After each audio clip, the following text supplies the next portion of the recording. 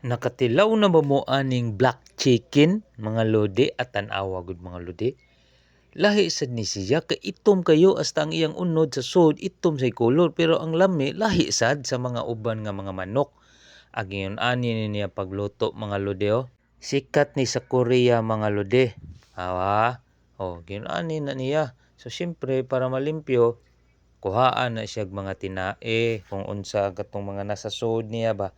So iyan ang pangguntingon, iyan ang gilimpyuhan jud. So sakto sa hygiene jud ni. Ingon ani nga pagkaluto, oh tan-awa niya. Na siya gibutang nga mga saggol ba. Oh, iyan ang ibutang diha sa tiyan sa katong manok niya. Gisud na niya og sa beer can mga lodi. Gamit kinang beer can oh kana oh kanang sa beer ba. Oh, kung di sa mga soft drinks, gamit kay na kay mao nay makapaladag lami aning black chicken. Oh, kanang itom nga manok ba oh. Sakto ra man sad kayo.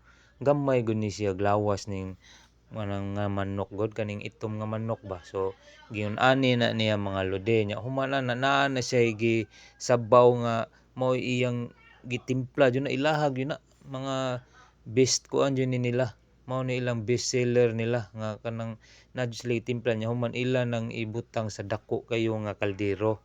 So pabukalan na siya mga pila ka minutes niya. Igtan-aw nga maluto na molde, syempre hauno na nila. So pwede na siya kay malata na. So nindot sa itong nasa beer can ba oh. Unique sad ba niya. Human inigluto na, syempre ready to eat na mga lode. Ana iyabo na diha. Tanawa oh. Hasta ang sabaw lami kayo kay itom sad. Lami kaning higupon kay itom ang sabaw, itom ang unod.